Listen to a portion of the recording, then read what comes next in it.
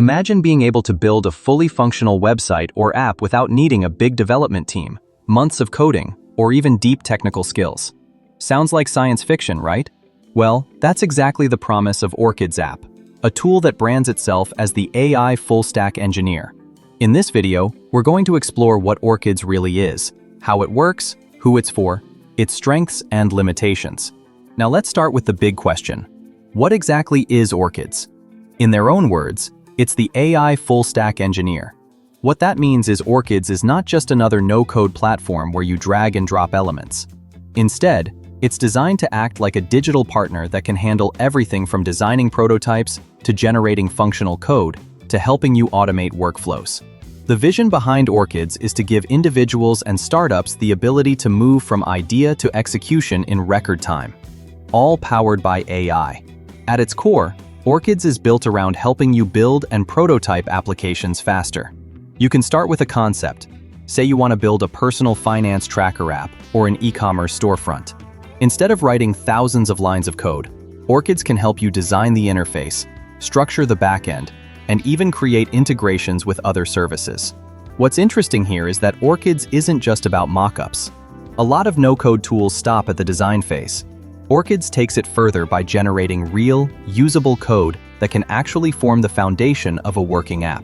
Think about what that means for startup founders. Traditionally, if you had an app idea, you'd need to hire a developer or learn to code yourself. Both of those paths take either money or a lot of time. Orchids flips that on its head.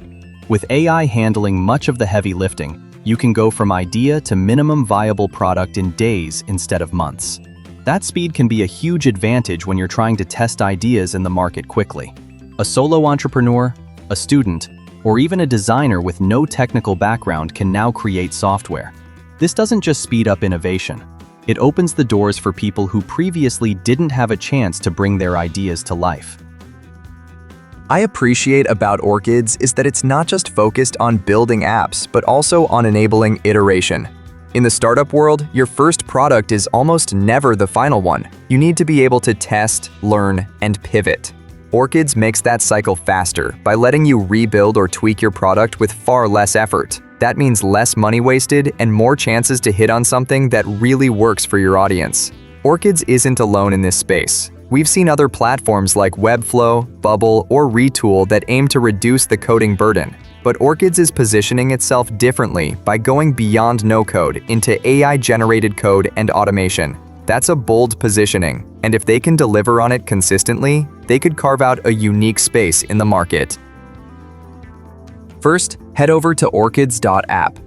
On the homepage, you'll see the clean and modern interface with the Orchids logo right in the center. To get started, simply click on the Sign Up button. You can choose the Google sign-in option for quick access. Once you're signed in, you'll land on the main workspace.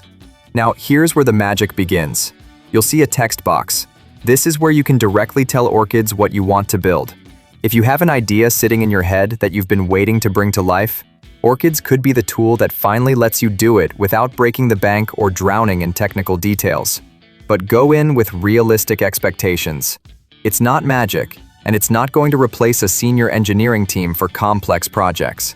What it does give you is speed, accessibility, and a chance to build and test faster than ever before. For example, I typed in, "Generate a modern portfolio website for a designer." After entering the prompt, just hit the Send button. Instantly, Orchids starts working in the background.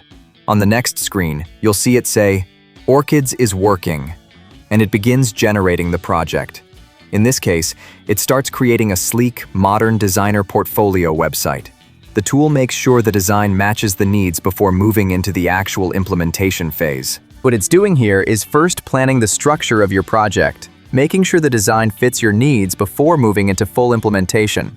On the left-hand side, you'll notice a step-by-step breakdown of what Orchids is creating.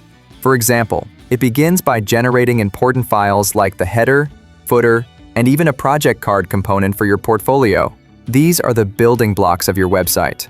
At the same time, on the right side of the screen, there's a panel that shows the overall progress.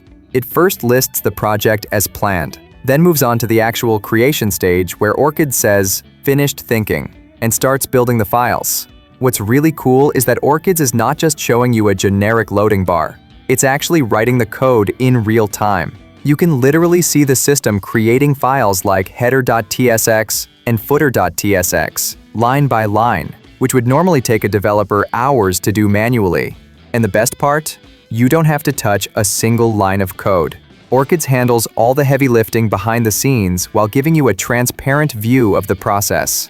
Showcase your work in a clean, professional layout. It doesn't stop there. Orchids also creates a projects.ts file to store your portfolio data and a workgrid.tsx file to neatly arrange everything in a grid format. As you can see on the right-hand side, the files are being listed one by one as they're generated.